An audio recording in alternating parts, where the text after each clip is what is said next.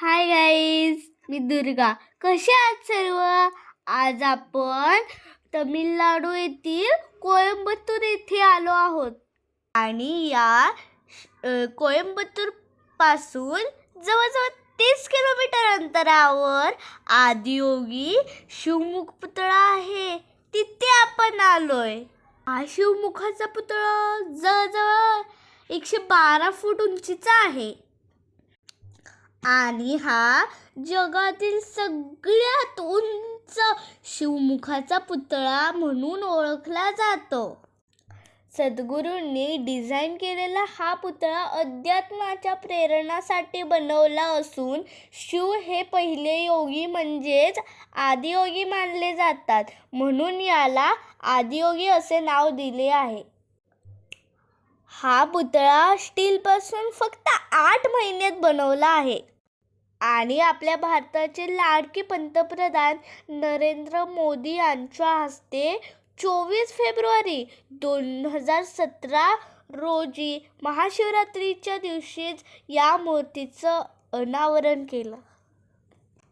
इथला परिसर बघू शकता तुम्ही, किती छान आहे आणि ढग पण किती छान आहेत. आणि मी शिवमुखाच्या पाया पडण्यासाठी किती धावते, मला पाया पडायची खूप इच्छा आहे. आणि बघा परिसर किती छान आहे आणि निळे आकाश आहेत आणि पांढरे ढग पण आहेत, जसं की कापूस पिंजून ठेवलेला आहे, बघू शकता तुम्ही. आणि आता मी ते पाया पडायला जात आहे आणि महाशिवरात्रीच्या दिवशी भरपूर गर्दी असते, पाय ठेवायला जागा नसतो. आणि आता गर्दी नाही आहे, आम्ही मोकळ्या वेळी आलेलो आहोत आणि शांत परिसर आहे आणि किती विशाल अशी मूर्ती आहे, बघू शकता. आणि गंध पण किती छान ओढलेला आहे.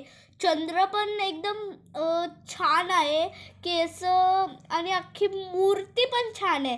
नाग पण छान आहे आणि स्माईल पण छान आहे, सगळं छान आहे. बघा आपले शंभू योग साधने करण्यासाठी किती तल्लीन आहेत. आता मला वाटतंय मी पण असं बसावं. आता बसतेच मी. हे बघा, आता मी योग साधना करण्यासाठी बसले.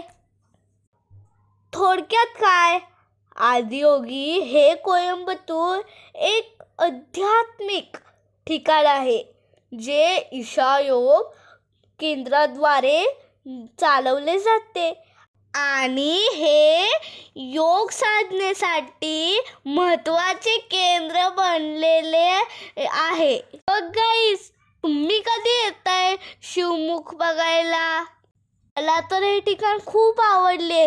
तुम्ही पण जरा ट्राय करून बघा. तुम्ही पण नक्की या हा.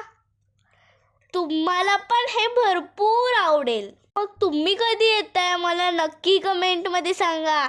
आणि जाता जाता न विसरता लाईक, सबस्क्राईब आणि कमेंट करून जा. हर हर महादेव, जय भोले, भम भम बोले. Bye bye. कसा वाटला आजचा व्हिडिओ नक्की कमेंटमध्ये कळवा.